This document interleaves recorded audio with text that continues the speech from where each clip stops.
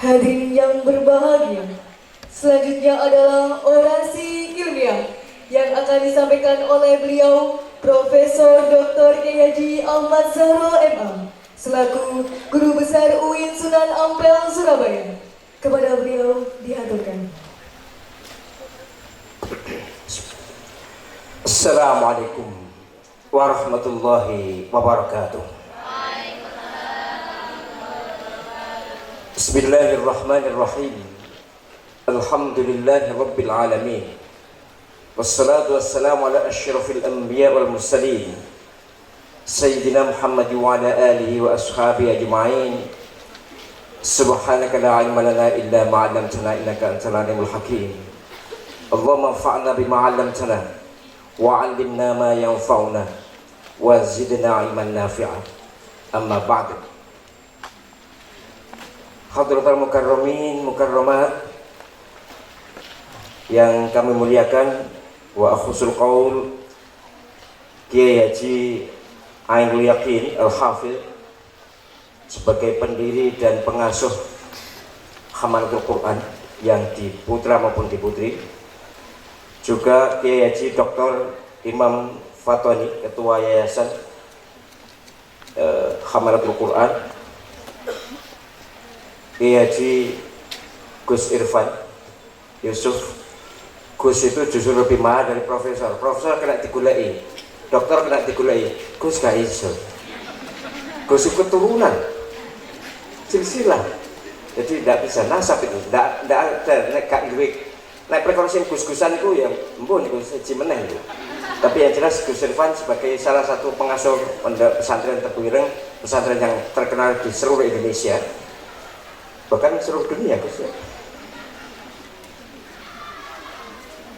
Kiainya para kiai, seorang hafidnya para hufad, Al-Mukarram Dr. Kiai Haji Ahmad Musta'in Syafi'i, walaupun kopiahnya dicopot tapi tetap kiai. Beliau betul, kalau kita MTQ di tingkat nasional dimanapun nama beliau itu ada, karena memang pondok haki, pondok MQ itu sangat terkenal di seluruh Indonesia itu.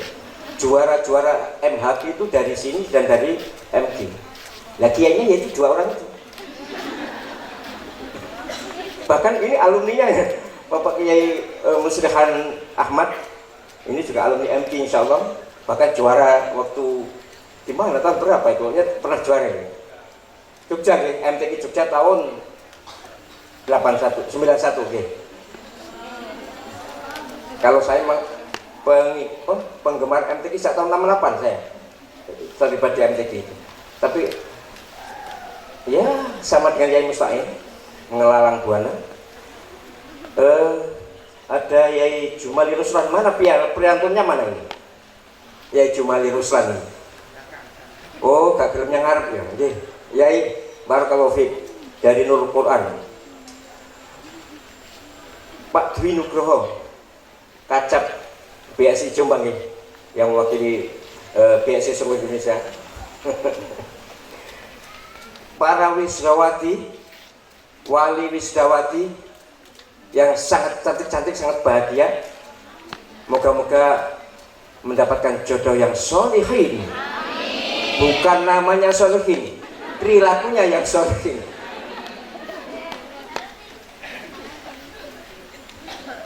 Khusus wisudawati Qiraat Sabah, luar biasa. Saya sampai acungkan 2 jempol karena perempuan bisa sampai Qiraat Sabah, luar biasa itu.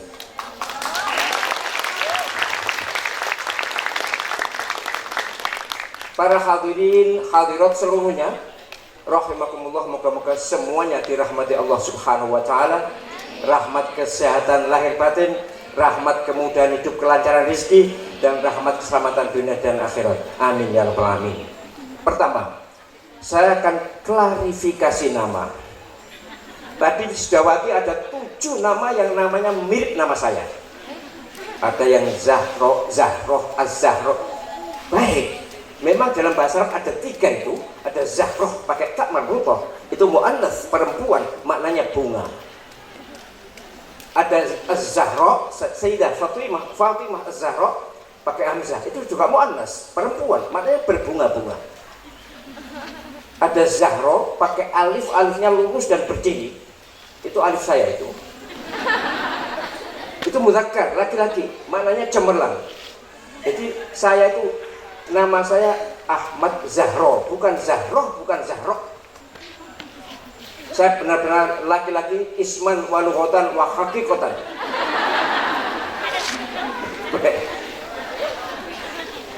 Sungguh saya salut kepada gadis-gadis sini, masih gadis semua kan? Betul-betul monggo, saya mohon bantuan penjenengan semuanya, moga-moga mendapatkan jodoh yang soleh. Kalau banyak ya solehin, tapi bukan namanya, tapi moga-moga ini. Saya pesan kepada wali santri, wali wisdawati, nanti kalau cari mantu, cari yang mantu yang kira-kira bisa membantu menjaga hafalan. Sebab benar Gus Irfan, menghafal Al-Quran itu sulit, tapi menjaga itu 100 kali lebih berat. Saya menghafal Al-Quran cukup 18 bulan, tapi menjaga sampai sekarang sudah 43 tahun. Cik lolala lihat. Kadang kuliah yang kafirul kayak somari. Tapi benar Gus, memang menjaga hafal itu sungguh sangat berat. Sampai saya dengar Yai Musta'in itu waktu MTQ di Jambi, saya sering bersama beliau.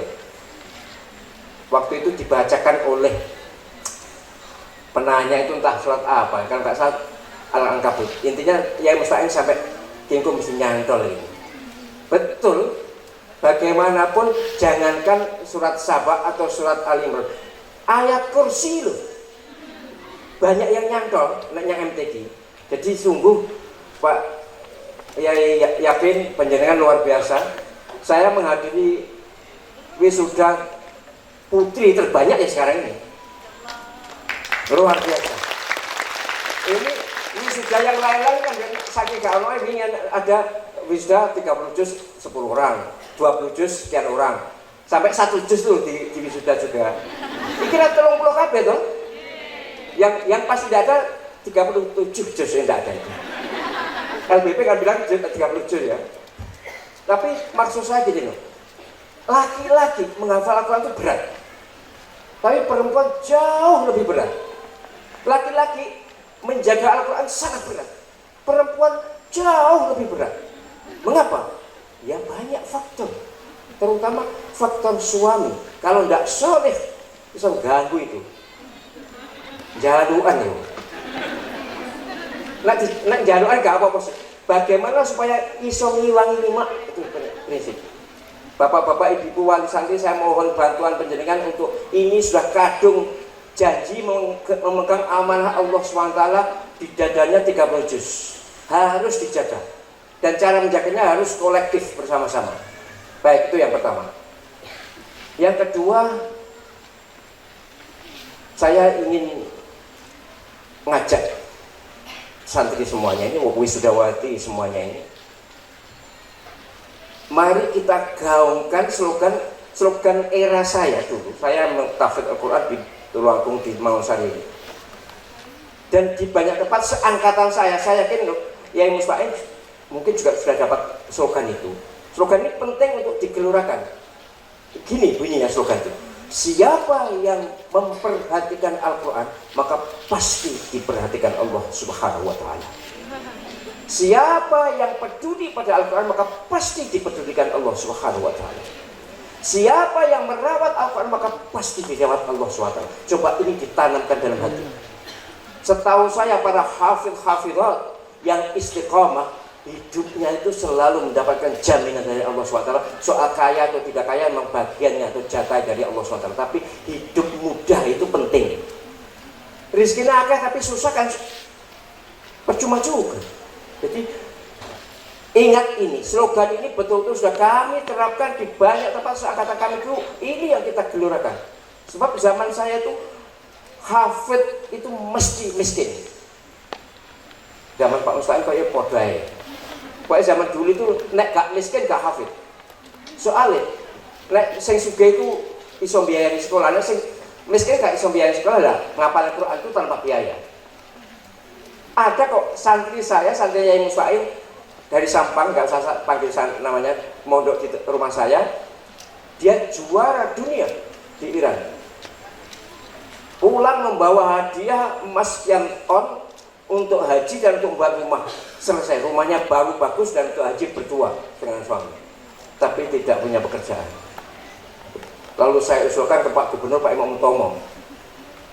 Waktu itu Gubernur Pak Imam Utomo, Pak, ini ada santri Jawa Timur yang menjunjung nama Jawa Timur, tidak punya pekerjaan, tolong dibuatkan SK untuk menjadi imam sebagai pegawai daerah di Sampang. Iya, baik, Pak Imam siap. Lalu saya hubungi dia, Mas, saya minta atau pinjam ijazahnya, kalau enggak ya fotokopi ijazahnya.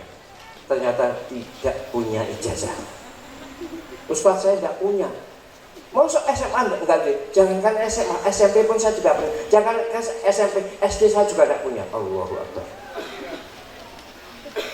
Dia hafal 30 juz, sangat baik, juara nasional, kemudian ikut di Iran juara juga, tapi tidak punya ijazah. Benar pesan Gus Irfan tadi. Jadi walaupun hafid sekarang ini sangat mudah untuk mendapatkan jalur bagaimana supaya bisa melakukan pendidikan yang sesuai dengan kebutuhan bermasyarakat. Menghafal Al-Quran memang berat. Setahu saya S3 dengan menghafal Al-Quran itu angelnya podo, malah lu angel hafal 30 juz. Kalau juz 30 saya gampang, tapi 30 juz itu susah itu. Angel ya sama dengan S3. Tapi untuk bermasyarakat kan harus apa yang disebutkan Gus Irfan tadi. Jadi tolong nanti bagaimanapun, saya yakin usaha, saya nggak enak jadi Mbah Yakin, beliau itu masih sangat muda, Mbah Yakin. saya kenal betul dengan beliau ini. Gini, Gus yakin kerjasamanya dengan beberapa perguruan tinggi diteruskan, dikembangkan, dan kami sudah pernah memfasilitasi bagaimana supaya para hafizat dan hafufat dari di Putra bisa melanjutkan studi dengan beasiswa. Pasti bisa. Operasi kami dengan YAITAN ke seluruh Indonesia itu sudah mendapatkan banyak rekomendasi dari para rektor. Bahkan rektor Unsri Sriwijaya, namanya Prof. Anis, bukan Anis Baswedan, bukan. Anis Sakaf. Beliau siap, walaupun fakultas kedokteran, asal hafal 30 juz dia siap menerima. Tapi ya dites di sana. Tidak apa-apa. Ini penting untuk hal begini ini, supaya bagaimana anak-anak kita, generasi muda yang luar biasa ini, di samping menjaga hafal Al-Quran juga menjaga bagaimana bisa bermasyarakat. Berikutnya, bapak-bapak, ibu-ibu, wali santri, ajaran Islam, doktrin Islam, sunnah Nabi Sallallahu Alaihi Wasallam yang pertama kali bukanlah sholat. Sholat penting, bukan zakat. Zakat penting, bukan puasa. Puasa iya, bukan haji. Oh, haji juga penting. Tapi sunnah awal, sunnah yang pertama kali adalah menghafal Al-Quran. Di tahun pertama kenabian jelas, walaupun ayatnya Iqra bismillahirrahmanirrahim, tapi Nabi SAW menerima Al-Quran seluruhnya itu dengan hafalan. Maka kalau ingin ikut sunnah Nabi, hafalkan Al-Quran. Dan tadi disebutkan oleh ya yakin bahwa semua berpeluang menjadi keluarga Allah SWT. Inna hufadhal Quran ahlullahi wa khasatuh. Demikian dawai kanjeng Nabi saat Quran belum selesai diturunkan. Nabi dawuh, sungguh para penghafal Al-Quran itu keluarganya Gusti Allah dan orang-orang khususnya. Ya sekarang kalau yang mendapatkan gelar Al-Hafidh memang 30 juz. Tapi asal penjenengan ada niat, ada tekad menghafal Al-Quran, sudah menjadi keluarga Allah Subhanahu wa ta'ala. Maka silakan isi formulir daftar. Pokoknya niat menghafal Al-Quran semampunya, niat menghafalkan Al-Quran sebisanya, itu sudah ada semacam kartu daftar menjadi keluarga Allah. Jangan hanya dorong anaknya saja, tapi ayo kita beri contoh bagaimana supaya menjaga Al-Quran. Para hafidhat rahimakumullah, selain kalian ini selama ini setor kepada pengasuh, pada pemandu, pada ustadzah, maka setelah di wisuda ini setornya kepada Allah Subhanahu wa ta'ala, yaitu baca Al-Quran dalam sholat. teorinya ya. Dulu saya waktu masih muda dulu, sekarang juga masih muda sih. Dulu itu setiap waktu 1 juz. Jadi zuhur 1 juz, asar 1 juz, maghrib 1 juz. Bukan waktu sholatnya. Waktu sholatnya ya baca, tapi setelah itu menyelesaikan 1 juz. Tahajud 1 juz, duha 1 juz. Jadi 1 hari 7 juz. Cik nombien tapi saya itu ya sabar. Tapi maksud saya gitu, selama 10 tahun kalian dari sekarang ini pakai family shopping atau tiap hari 5 juz, nanti 6 hari khatam. Selama 10 tahun dirutinkan itu, dan sebagiannya dibaca dalam sholat. Ojo nek sholat sing diwaca puluh tok terus hafidhah masuk pancet puluh, bukan hina, ndak puluh tetap baik, tapi sebagai cara menjaga hafalan adalah dengan lapor setor pada Allah Subhanahu wa Ta'ala, yaitu kita baca dalam sholat, terutama sholat-sholat sunat. Kalau pas waktu ngimami ya jangan terlalu panjang, ya tergantung nanti kesepakatan dengan makmum. Hadirin hadirat rahimakumullah, satu hal yang perlu saya sampaikan, sebenarnya banyak ini karena sudah siang ya, saya harus tahu diri. Ini kan 8 semua kan? Iya, 8 semua panas semua. Saya juga sama, apa pernah aku gak ijaz luwih panas saya. Terakhir nih, ini ada 7 sebenarnya penelitian Al-Quran ini. Satu yang up to date adalah hasil penelitian Profesor Dr. Muhammad Rabi dari Amerika Serikat. Beliau keturunan Pakistan. Begini hasil penelitian ini, bisa untuk ceramah Ramadan nanti. Beliau mengatakan berdasarkan hasil penelitian eksperimentalnya, penelitian yang disertai dengan uji coba, bahwa membaca Al-Quran pagi hari dan sore hari dengan suara yang didengar telinganya, maka akan meningkatkan vibrasi imunitas. Jadi orang yang membaca Al-Quran dengan suara, yang suara itu didengar minimal oleh telinganya sendiri, tapi jangan terlalu keras karena nanti mengganggu orang, pagi dan sore. Beliau cerita memang pagi dan sore yang paling dianjurkan itu bisa meningkatkan vibrasi imunitas, getaran ioni energi positif imunitas kita. Orang yang melakukan itu tidak mudah sakit, kalau sakit mudah disembuhkan. Kemarin saya ada jemaah dari Batu Malang cerita bahwa dia sudah lumpuh, dokter tidak sanggup. Ini ibu-ibu sudah usianya kira-kira 70 tahun, lumpuh. Kemudian baca Quran. Nawaitunya ya sudahlah, menyerah kepada Allah SWT, menikmati kalimat Allah SWT, merasakan getaran dalam bacaan Al-Quran. Setelah khatam 30 juz, tiap hari 1 juz, dari 1 bulan, alhamdulillah beliau bisa jalan. Dan kemarin jalan dari Batu ke Malang, ke Surabaya, menghadiri ceramah saya. Laporan itu artinya apa? Quran ini benar-benar syifa lima fil sudur dan syifa lil jasad. Di Australia ada seorang sakit kanker stadium 4 ke atas, 4, pokoknya stadium yang dokter sudah memvonis harapan bisa hidup tinggal 20%. Ini keturunan Arab, warga negara Australia, keturunan Arab, orang Islam. Sakit yang sudah dokter angkat tangan.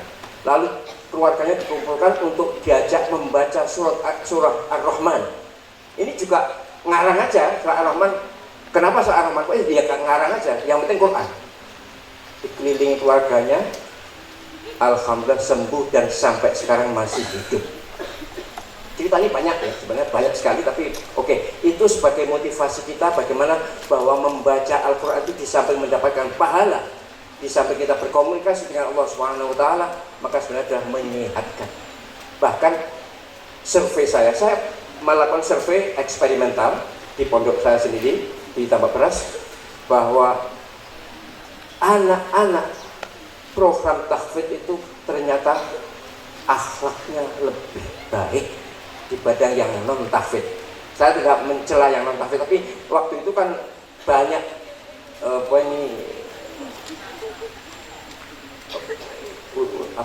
hukuman ya, hukuman. Jadi takzir itu banyak sekali. Lalu saya adakan eksperimen selama 6 bulan, bagi 2 kelompok tahfidz dan kelompok non tahfidz. Ternyata hasilnya beda luar biasa.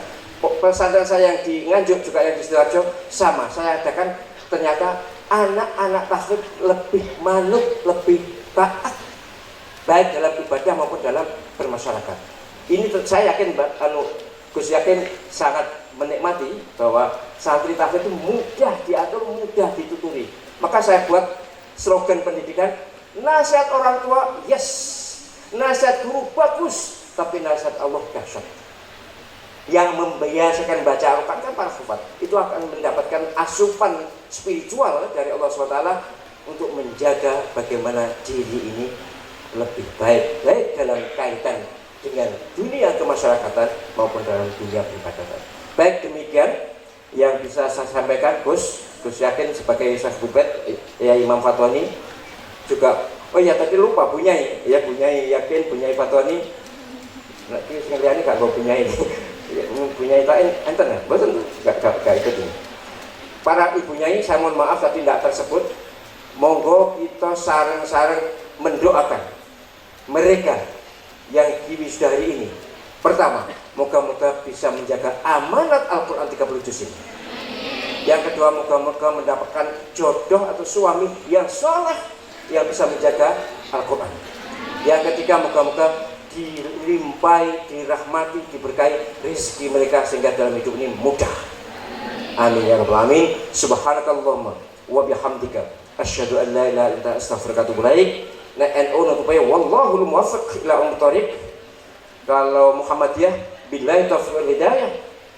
Kalau Al-Wasliyah nasrun minallah wa fathun qarib. Nek Gerindra mbuh apa carane? Kalau para hufaz untuk ceramah itu ihdinas siratal mustaqim.